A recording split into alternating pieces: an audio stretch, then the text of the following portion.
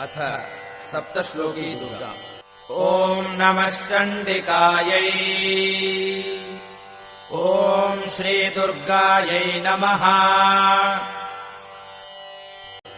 शिव उवाच देवि त्वम् भक्तसुलभे सर्वकार्यविधायिनी कलौ हि कार्यसिद्ध्यर्थम् उपायम् ब्रूहि यत्नतः। देव्युवाच शृणुदेव प्रवक्ष्यामि कलौ सर्वेष्टसाधनम् मया तवैव स्नेहेनाप्यम् वा स्तुतिः प्रकाश्यते। ॐ अस्य श्रीदुर्गा सप्तश्लोकी स्तोत्रमन्त्रस्य नारायण ऋषिः अनुष्टुप्छन्दः श्रीमहाकाली महालक्ष्मी महासरस्वत्यो देवताः श्रीदुर्गा प्रीत्यर्थम् सप्तश्लोकी दुर्गापाठे विनियोगः।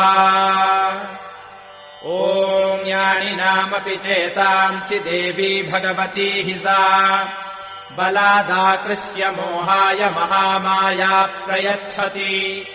दुर्गे स्मृता हरसि भीतिमशेषजन्तोः स्वस्थैः स्मृता मतिमतीव शुभाम् ददासि।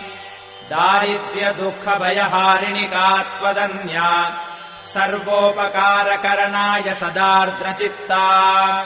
सर्वमङ्गलमाङ्गल्ये शिवे सर्वार्थसाधिके शरण्ये त्र्यम्बके गौरि नारायणि नमोऽस्तुते। शरणागतदीनार्तपरित्राणपरायणे सर्वस्यार्तिहरे देवि नारायणि नमोऽस्तुते। सर्वस्वरूपे सर्वेशे सर्वशक्तिसमन्विते भयेभ्यस्त्राहिनो देवि दुर्गे देवि नमोऽस्तुते। रोगानशेषानपहंसि तुष्टारुष्टातु कामान् सकलानभीष्टान्। त्वामाश्रितानाम् न विपन्नराणाम् त्वामाश्रिताख्याश्रयताम् प्रयान्ति। सर्वाबाधाप्रशमनम् त्रैलोक्यस्याखिलेश्वरि एवमेव त्वया कार्यमस्मद्वैरिविनाशनम्। इति श्रीसप्तश्लोकी दुर्गा सम्पूर्णा।